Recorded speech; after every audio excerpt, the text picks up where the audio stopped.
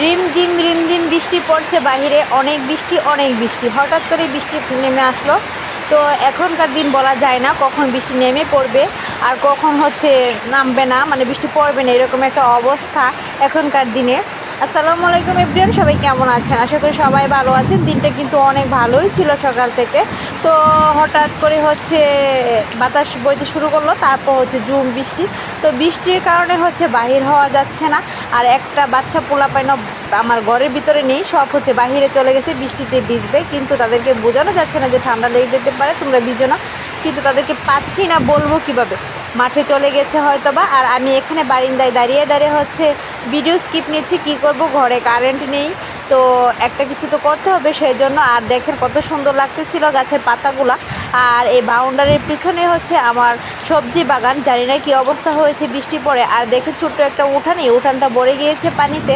তো বৃষ্টি পড়ে একাকার অবস্থা। যাই হোক, পরের দিনের স্কিপ।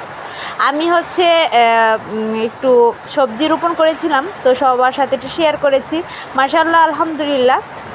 তো কয়েকদিনের মধ্যে শাক গাছগুলো অনেক বড় হয়ে গিয়েছে। দেখেন কত সুন্দর হয়েছে, মাশাআল্লাহ।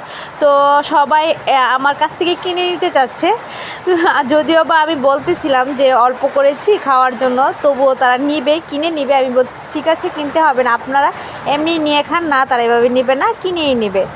যাই হোক, সবাইকে দিয়ে আমিও রান্না করেছিলাম, অনেক মজার ছিল।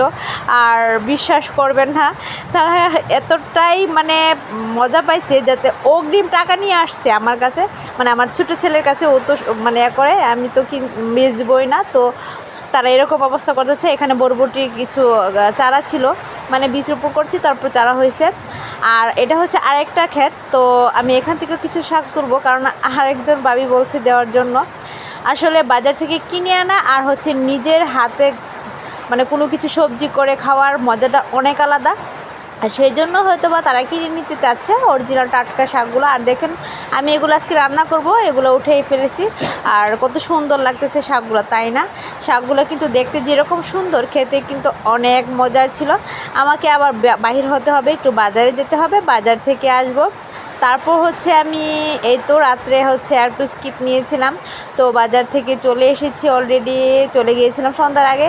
তো এখন বাজে রাত 10টা। তো কিছু বাচ্চাদের জন্য কিছু ফ্রুটস, তারপর কিছু খাবার নিয়ে আসছিলাম, সেগুলো এখন বাহির করে দিচ্ছি। তারা রাত্রে ভাত খাবে না, যদিও বা বাচ্চাতে সেরকম রাত্রে খেতে চায় না, এগুলোই খাবে। এই তো, আল্লাহ হাফেজ, সবাই ভালো।